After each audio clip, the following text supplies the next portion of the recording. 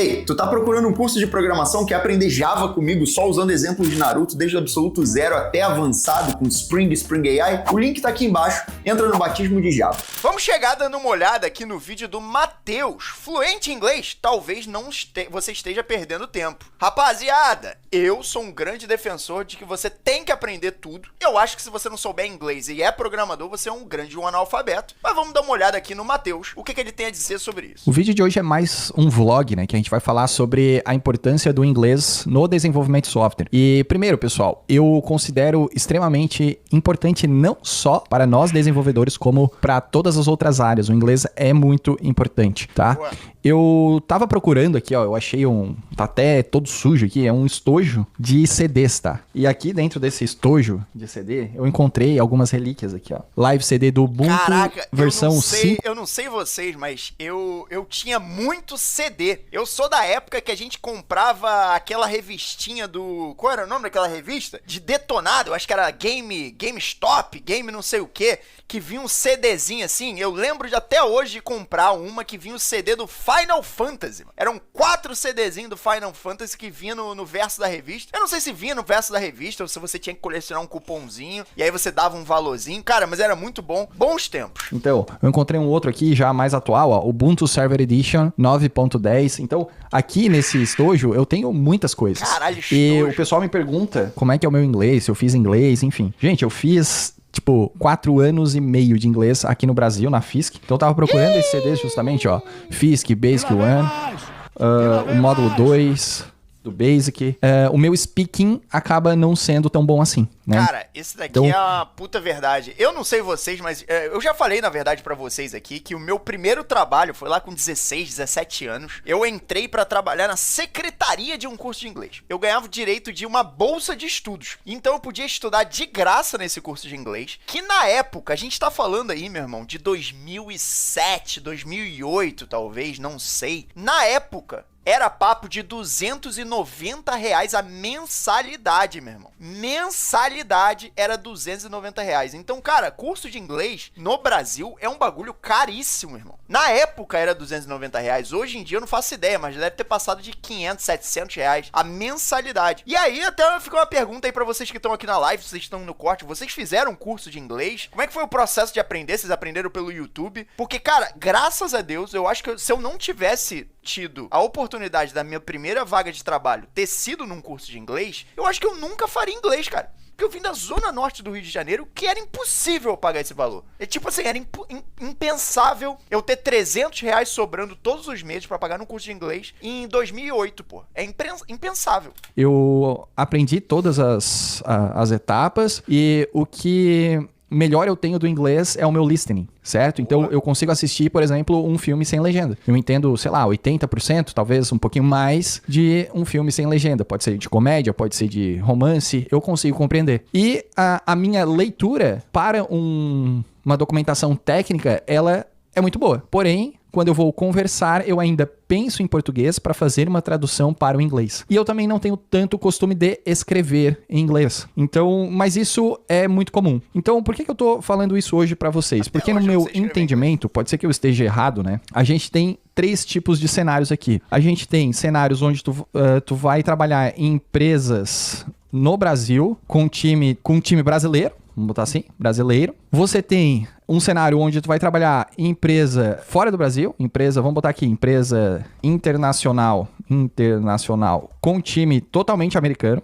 E tem cenários onde tu vai trabalhar em empresa, vou botar global, que é um time Cara, isso daqui é muito a minha área, porque, por exemplo, eu já falei, eu moro fora do Brasil há quase uma década, vai fazer uma década. A gente tende a achar, como brasileiros, que eu preciso ter um inglês perfeito pra trabalhar como programador. Mano, eu já trabalhei com um diretor que falava inglês como um macaco, porra. Eu já trabalhei num time, por exemplo, com espanhóis que tem muita dificuldade pra falar inglês. Só que, tipo assim, se você pegasse qualquer moleque de um curso de inglês no Brasil, um Fisk da vida, um IES, um Brasas, um CCAA, esse moleque dava de 10-0 nesse espanhol. Eu, como brasileiro também, antes de vir pra cá, eu falava assim, caraca, mano, será que eu tenho o suficiente? Cara, eu concordo que eu aprendi muito morando aqui. Eu aprendi demais morando aqui. Mas, sinceramente, eu já tava muito mais preparado antes antes de vir pra cá do que eu achava, entendeu? Porque pra trabalhar realmente com programação, pra trabalhar no dia a dia, de maneira mais técnica, ou então de maneira assim, uma conversa mais descontraída ali no meio do coisa, obviamente você vai falar sobre a teoria da relatividade em inglês, né? Mas, cara, pra trabalhar numa parada mais técnica, pra ter uma conversa do dia a dia ali, pra participar de uma daily, cara, você não precisa de muito, não. É um puta erro você achar que você não tem o inglês necessário, porque, cara, eu já trabalhei com muita gente. Ó, eu já trabalhei com polonês, já trabalhei com espanhol, já trabalhei com chileno, meu irmão, não sei o que tem no Chile, mas todo mundo do Chile sai do Chile pra vir pra Inglaterra. E, meu irmão, os caras falam igual macaco, pô. E, só que é o suficiente pra trabalhar. Então, cara, se você tem um mínimo de inglês, aplique pra fora, principalmente faça entrevistas, porque a maioria das entrevistas que eu faço é com poloneses. Então eu já tenho que estar preparado pra um outro tipo de sotaque, que não é um sotaque tão limpo como, por exemplo, o inglês. Aqui é muito comum que, por exemplo, empresas de RH sejam gerenciadas por poloneses, por espanhóis. É muito natural que você ganhe experiência fazendo entrevista e se exponda a outros sotaques, tá ligado? Então isso é muito importante. Não espere estar ou de várias línguas, né? Então tu vai trabalhar com um time diversificado, certo? Diversificado. E aqui, nesses 3 cenários aqui, pessoal, a necessidade do inglês existe, mas existe de maneiras diferentes. Então, por exemplo, se tu tá trabalhando numa empresa no Brasil com um time brasileiro, qual vai ser o seu entendimento e o que você vai precisar saber do inglês aqui? Tu vai ter que ter um inglês técnico bom, para que tu consiga ler documentações, porque as documentações, né, das linguagens, geralmente... Cara, eu sinceramente não sei, eu sinceramente não entendo real a importância de empresas que não prestam consultoria para fora, empresas brasileiras que vendem produtos brasileiros para brasileiros, qual é a necessidade deles quererem cobrar uma língua estrangeira que não vai ser utilizada no dia a dia? Você já passou em algum um teste seletivo, alguma prova seletiva ali, que quando você entrou, tava pedindo um nível de inglês e lá no dia a dia você não usa inglês? Eu não entendo a necessidade disso, cara. Eu acho que é só pra você gerar mais uma barreira mesmo, pra pegar um candidato cada vez mais qualificado, cara. Então, tipo assim, eu acho que é só pra elitizar mesmo. Não tem necessidade de uma empresa brasileira, com produto brasileiro, com time brasileiro, que não presta consultoria pra fora, exigir que um profissional fale inglês e ainda por cima pagar R$2.000 PJ. Isso aí não existe. Inglês, ler tutoriais. Quanto mais inglês técnico tu tiver, melhor quando você trabalha em empresas no Brasil com time brasileiro. Um exemplo disso daqui, eu vou pegar um exemplo bem básico, tá? Eu vou criar uma classe aqui, que me vem em mente agora. Eu vou criar uma classe aqui chamada teste. Essa classe aqui, eu vou criar um método main para fazer alguns testes aqui. Eu vou criar uma string com nome e vou usar o swing aqui, antigão mesmo, para solicitar o nome, ó. Digite seu nome. Beleza. Daí eu vou vir aqui, int idade, e vou fazer o mesmo comando de cima. Digite sua idade. Beleza. Bom, por que a linha de cima funcionou e a linha de baixo não funcionou? Então, qual inglês técnico tu tem que ter? Tu tem que ter um inglês que vai te mostrar e interpretar o que o Show Input Dialog aqui lhe fornece. Então, você vai ter que acostumar com o inglês da documentação da sua linguagem.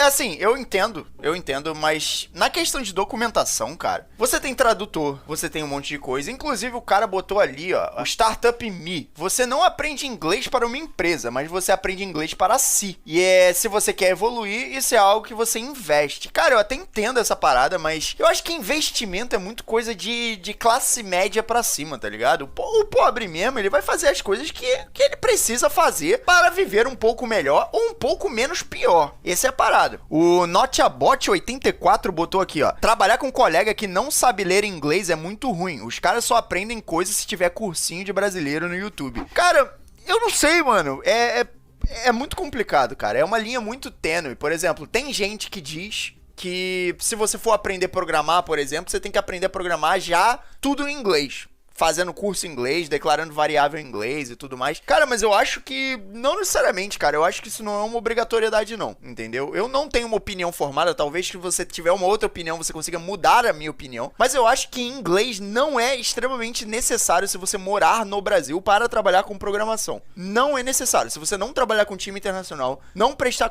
consultoria para fora, eu não vejo a necessidade de você saber inglês, cara. Eu não vejo a necessidade. Você pode ter uma opinião que mude a minha opinião, porque a minha opinião não tá tão solidificada, mas eu não vejo essa necessidade. Quando tu vai visar empresas na gringa que trabalham com um time totalmente americano... Aí você vai ter que lidar, por exemplo, com melhorar o teu listening, teu speaking, porque você vai lidar com coisas, por exemplo, como daily, você vai lidar com coisas como, por exemplo, feedback, one-on-one, levantamento de requisitos diretamente com aí cliente. a coisa muda de contexto. Diferente. Por quê? Porque tu vai ter que ter um inglês fluente, né? E um inglês fluente no quê? No speaking, na leitura, na fala, na interpretação. Então tu vai estar trabalhando com um time totalmente americano e eles vão precisar te compreender e tu vai te relacionar com eles, né? Certo? O que é muito diferente, por exemplo, de tu estar trabalhando numa empresa global com um time diversificado. Aqui, o teu speaking, a tua conversação, né? A tua forma de conversar, tu só precisa fazer com que eles te compreendam. Porque tu vai estar trabalhando com indiano, por exemplo, que é aquele inglês mais...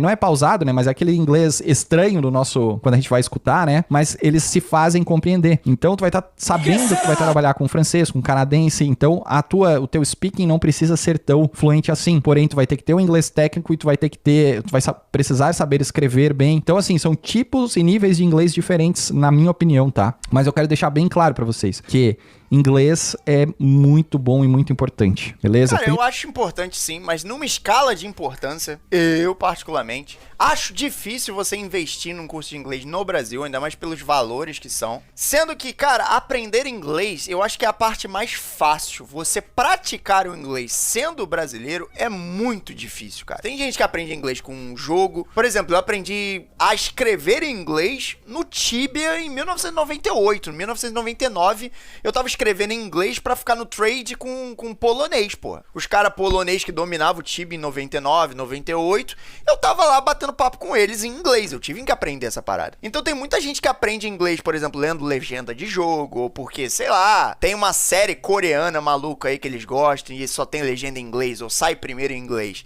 Eles começam a leitura em inglês, então tem vários níveis ali, mas o problema realmente, ainda mais pra gente que é brasileiro, é praticar esta porra. Porque você praticar inglês num país que, cara, não tem falantes de inglês ao redor é muito complicado. Eu lembro até hoje, cara, eu tinha bolsa de estudo nesse curso de inglês, mas eu só conseguia praticar com os professores, que eu ficava às vezes 20 horas dentro do curso, porque eu trabalhava e depois estudava. Fora dali, não tinha, porra, eu tava em Madureira, porra. Lá nego não fala inglês. Lá em Madureira, nego fala comercianês. Nego só sabe vender em Madureira. Principalmente quando tu vai escalar o teu nível de maturidade pra dentro da empresa. Até mesmo empresas no Brasil com time brasileiro, às vezes você precisa fazer uma integração com um time americano ou com uma empresa de fora, ou até... Ó, o Diego colocou aqui, eu aprendi inglês com Quest, jogando RuneScape em 2006. Cara, foda, eu aprendi inglês com Tibia. Em 1998, eu tava igual um bobão ali, sentado, molecão, conversando com um polonês que queria me vender uma Fire Sword. E eu queria comprar uma Fire Sword, mas eu não sabia falar sell, withdraw com a porra do banco, do cara do banco, saber negociar.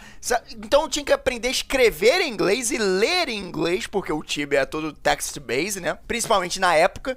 E isso daí me deu curiosidade pra melhorar o inglês. A parte de speaking, de falar, só veio lá pra 2008, talvez, quando eu consegui ali, 2007, sei lá, quando eu consegui meu primeiro emprego. E aí eu trabalhei nesse curso de inglês. Quem sabe com empresas aqui próximas da América Latina que também é em outra língua. Então também funciona desta mesma forma. A minha última fala aqui, pessoal, é... Se for possível, estuda inglês. Pô, né? Maneiro, cara, maneiro. E por mais que tu vai fazer, como é o meu caso lá em 2013, que eu fiz 4 anos de inglês, todo sábado, e não tendo contato com o pessoal de fora, pra eu treinar a minha conversação, o meu speaking, eu acabei ganhando outras habilidades. Vocês podem ver que o meu speaking não é bom, não é nem um pouco bom, mas eu sei interpretar, eu sei ler um inglês técnico, eu assisto um filme sem legenda e consigo compreender bem. Então isso pra mim já é o suficiente, porque a minha empresa é aqui no Brasil, eu trabalho aqui no Brasil, certo? Então eu codifico em português.